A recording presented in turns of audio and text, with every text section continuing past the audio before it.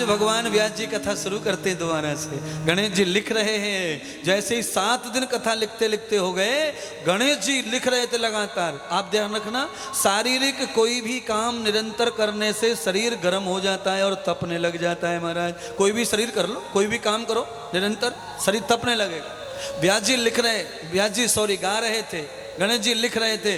कहते हैं गणेश भगवान कथा लिखते लिखते गर्म हो गए, शरीर तपने लग गया, शरीर से आग पैदा होने लग गई, पसीना बहने लग गया। कैसे शांत करें शरीर को? गणेश भगवान के शरीर को शांति कैसे मिले? उनके शरीर में से आग निकल रही है, तपन निकल रही है, जलन निकल रही है, सारा शरीर लाल हो गया है, चटके आ गए लाल लाल।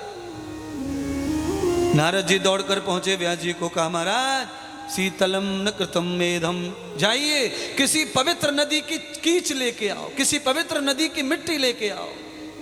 पवित्र सरस्वती नदी की मिट्टी लाई गई है, चिकनी मिट्टी, शीतल ठंडक देने वाली, और गणेश भगवान के संपूर्ण शरीर पर लेपा गया है उसको, और उसे लीप करके जब उनकी अग्नि ठंडी होने रही है, फिर काम लिखने का शुरू हुआ है।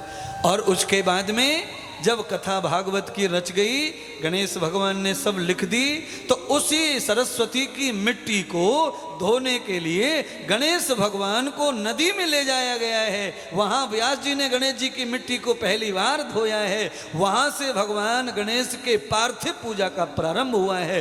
5000 वर्ष हो गए गणेश भगवान को पार्थिव पूजा में, और 100 साल से इसका विकास हुआ है, समाज में फिर आया है।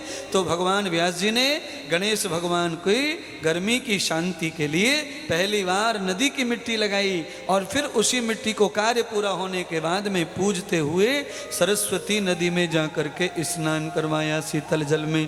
ऐसे ही हम लोग भगवान व्यास ने जो किया, नारद जी ने जो करवाया गणेश जी का, उससे क्या होता है? कार्य सिद्ध हो जाते हैं। भगवान व्यास जी का कार्य सिद्ध हो गया।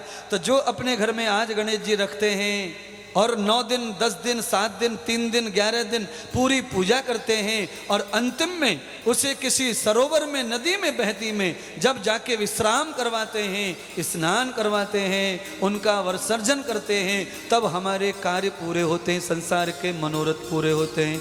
ऐसा भगवान सूत जी ने सौनक आदि ऋषियों को अपने गुरुदेव के द्वारा की हुई लीलाओं का कथन कह के सुनाया। श्री सूत जी के गुरुदेव हैं व्यास जी, अपने गुरुदेव की लीलाओं का कथन कह सुनाया। आप सबने आज भगवान गणेश के पार्थिव नदी में विसर्जन करने की कथा, उन पर मिट्टी का गणेश बनाने की कथा, ये सब आपने सीखा। तो लाखों करोड़ों लोग कथा से जुड़े टीवी के माध्यम से। आज वो ये समझ गए होंगे कि हम क्यों मिट्टी का गणेश लाते हैं और क्यों यमुना में, क्यों नदियों में बहाते पूजा करके। तो हम पूरे के पूरे फल प्राप्त कर लेते हैं जब हम इस तरह भगवान की स्थापना, अर्चन, वंदन करते हैं।